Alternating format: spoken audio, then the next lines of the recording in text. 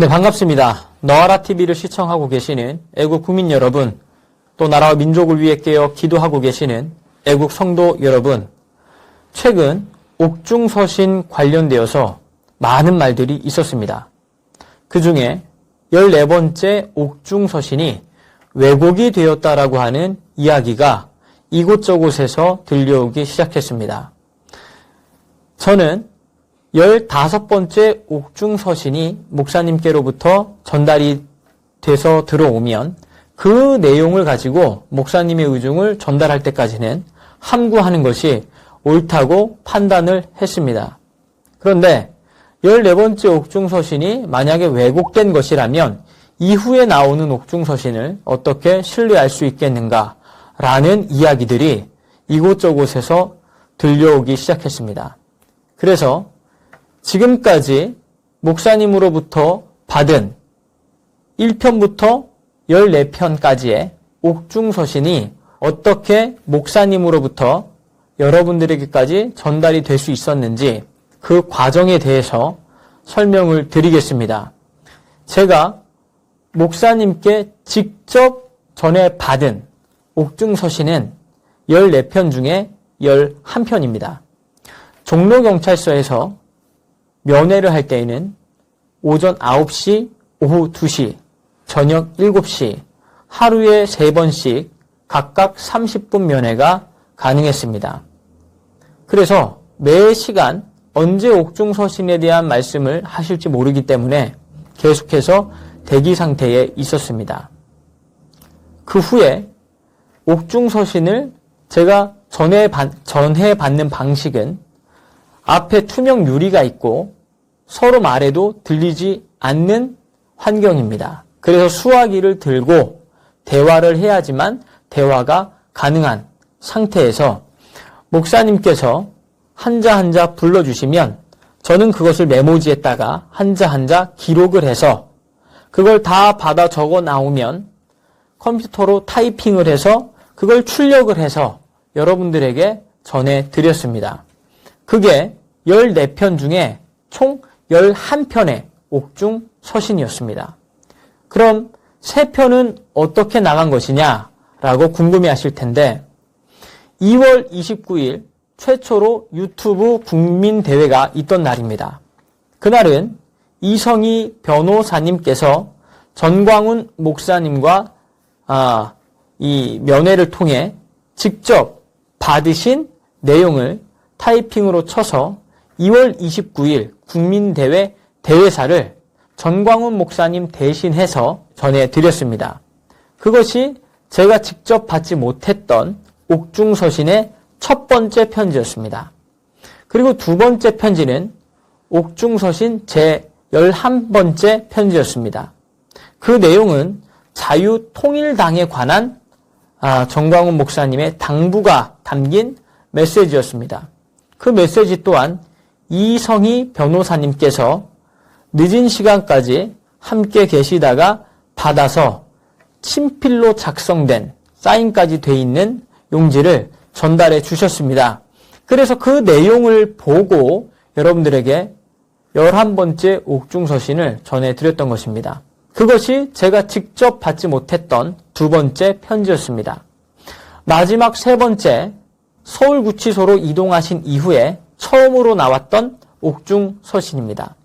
그게 14번째 지금 말이 많은 왜곡됐다라고 이야기하는 옥중서신입니다. 그것은 고영일 변호사님과 고영일 변호사님 사무실에서 함께 근무하시는 이순호 변호사님이 두 분이 직접 들어가서 목사님께서 직접 작성해 주시고 끝에 사인까지 받아서 전달해 주셨습니다. 그래서 그걸 가지고 여러분들에게 14번째 옥중서신을 전해드렸던 것입니다. 11번째 옥중서신은 이성희 변호사님께서 친서를 가져오셨고 14번째 옥중서신은 고영일 변호사님과 이순호 변호사님께서 직접 목사님께 친서를 받아서 가지고 오셨습니다. 두 번 다 다른 변호사님들께서 가지고 왔는데 그 시체를 확인해 보니 사인도 전광훈 목사님의 필체가 맞다는 걸 오랫동안 함께 계셨던 분들의 이야기를 통해서 정확하게 확인을 할 수가 있었습니다. 14개의 편지 중에 제가 직접 수화기를 들고 작성을 했던 건 11편이었고 그 3편은 변호사님들을 통해서 직접 친서를 전달받아서 방송을 진행했던 것입니다. 여기 이곳에 보이시는 것이 11번째 옥중서신에 기록되었던 전광훈 목사님의 필체입니다. 그리고 이쪽에 보이시는 게 14번째 작성을 해서 보내주신 전광훈 목사님의 옥중서신의 필체입니다. 그리고 마지막으로 그렇다면 어제 서초구 법원 앞에서 이성희 변호사님께서 하신 이야기는 무엇입니까? 라는 질문이 남을 것입니다. 저도 이성희 변호사님께서 그렇게 발언을 하신 이후에 전화통화로 여쭤보게 되었습니다. 변호사님, 제가 14번째 옥중서신을 어떻게 방송하게 되었는지 알고 계시냐고 여쭤보았습니다.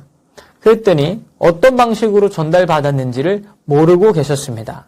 그래서 제가 낮에 접견하셨던 변호사님들을 통해서 목사님의 친서, 사인이 담긴 내용을 가지고 방송을 진행했습니다. 라고 말씀드릴 때 그때 아시게 됐습니다.